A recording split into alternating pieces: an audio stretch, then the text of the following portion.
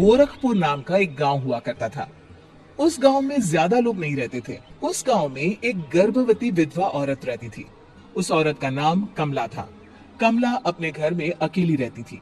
उसके पति की सारी जायदाद उसके नाम हो गई थी, पर सभी गांव वाले उस औरत को मनहूस औरत समझा करते थे और सभी उससे नफरत किया करते थे।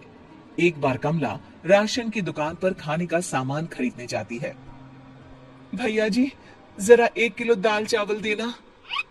अरे हाय हाय हाय हाय हाय हाय। अरे मनहूस औरत, मेरी दुकान में अपशुगन करवाने आ गई क्या? हैं? चल जा यहाँ से। मैं कुछ नहीं देने वाला हूँ तुझे। भाग भाग यहाँ से, चल जा निकल। भैया जी, ऐसा मत कहिए। मैं गर्भवती हूँ, मुझे खाने की बहुत जरूरत है। मुझे खाना दे दीजिए। दुकानदार कमला को वहां से धक्के मारकर भगा देता है। तभी कमला रोती रोती उस गांव के किन्नरों के इलाके में आ जाती है। गांव वाले किन्नरों को उसी इलाके में रखा करते थे, क्योंकि वो लोग किन्नरों को पसंद नहीं करते थे और उनके इलाके में रहने से मना करते थे। तो किन्नरों ने उसी गांव में अपना एक इलाका बना लिया था। जब किन्नर लोग देखते हैं कि एक गर्भवती महिला रोते रोते उनके इलाके में आ गई है, तो सारे किन्नर कमला के पास जाकर उसका हाल पूछने लगते हैं। क्या हुआ बहन, तुम्हारी गर्भवती अवस्था में इतनी बुरी हालत कैसे है? तुम रो क्यों रही हो? तुम डरो मत, हम तुम्हें कोई नुकसान नहीं पहुंचाएंगे। तुम शांत होकर सब बताओ कि हुआ क्या है। मैं कमला हूँ।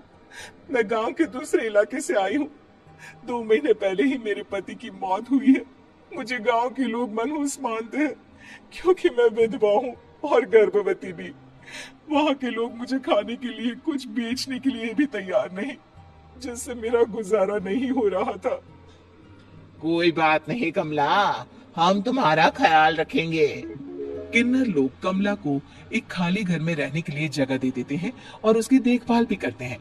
कुछ ही महीने बाद कमला अपने बच्चे को जन्म देती है, पर अफसोस, कमला बच्चे को जन्म देते ही अपनी जान गंवा देती है।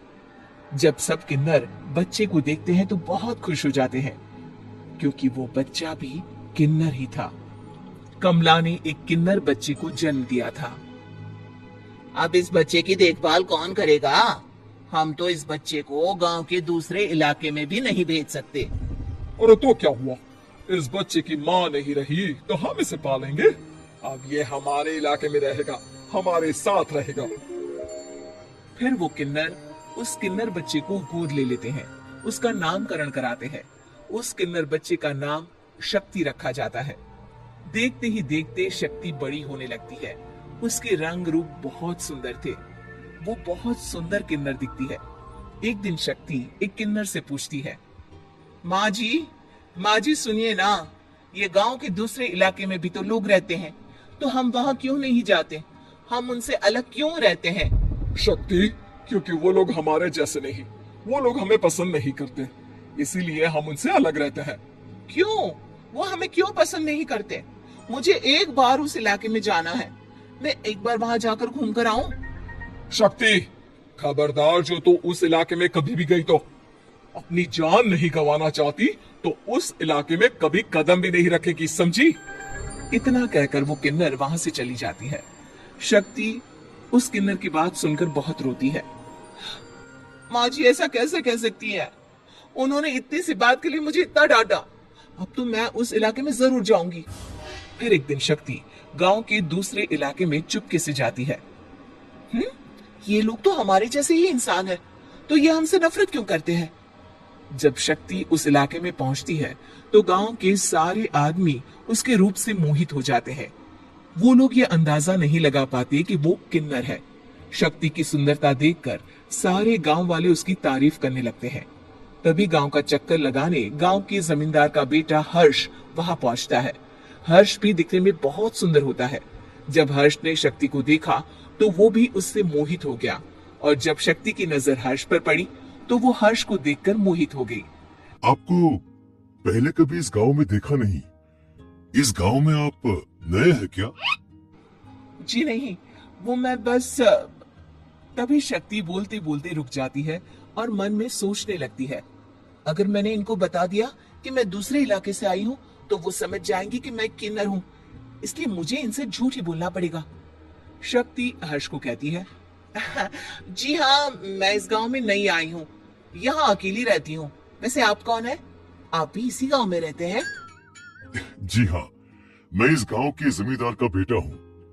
आपको किसी भी चीज की जरूरत पड़े तो आप मुझे बता देना, मुझे अच्छा लगेगा। ऐसे ही शक्ति और हर्ष एक दूसरे से रोज मिलने लगते। वो दोनों अपने प्यार का इजहार करने एक दूसरे से मिलने जाते हैं।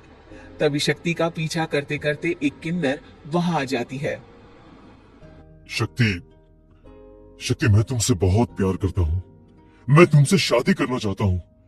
क्या तुम मुझसे शादी करोगी? हाँ हर्ष, मैं तुमसे शादी करूंगी, पर मैं तुमको अपने बारे में एक सच्चाई बताना चाहती हूँ जो मैंने तुमसे छुपा कर रखी है। तभी उनके बीच में ही वो किन्नर आ जाती है। शक्ति, तेरी हिम्मत कैसे हुई ऐसा करने की? वो किन्नर शक्ति को खींचकर गांव के जमींदार के पास ले जाती है। हर्ष भी वहां शक्ति को बचाने के लिए पहुंच जाता है। जमींदार शक्ति और हर्ष के प्यार के बारे में सुनकर गुस्से में आ जाता है और शक्ति को गांव के बाहर निकालने की सजा देता है। शक्ति ये बात सहन नहीं कर पाती और कुएं में कूदकर अपनी जान दे देती है। जमींदार हर्ष की शादी गांव की एक लड़की से करवा देता है, पर हर्ष इस शादी से खुश नहीं होता। शक्ति अपना बदला लेने के लिए मरने के बाद किन्नर चुड़ैल बन जाती है। अब मैं इन गांव वालों को नहीं छोड़ूंगी, अब इनसे मैं अपने प्यार का बदला लूंगी। किन्नर चुड़ैल गांव वालों को परेशान करना शुरू कर देती है। एक बार वो रात को गांव के खेतों में पहुंच जाती है और वहां आग लगा देती है। सारी फसल जल के राख हो जाती है।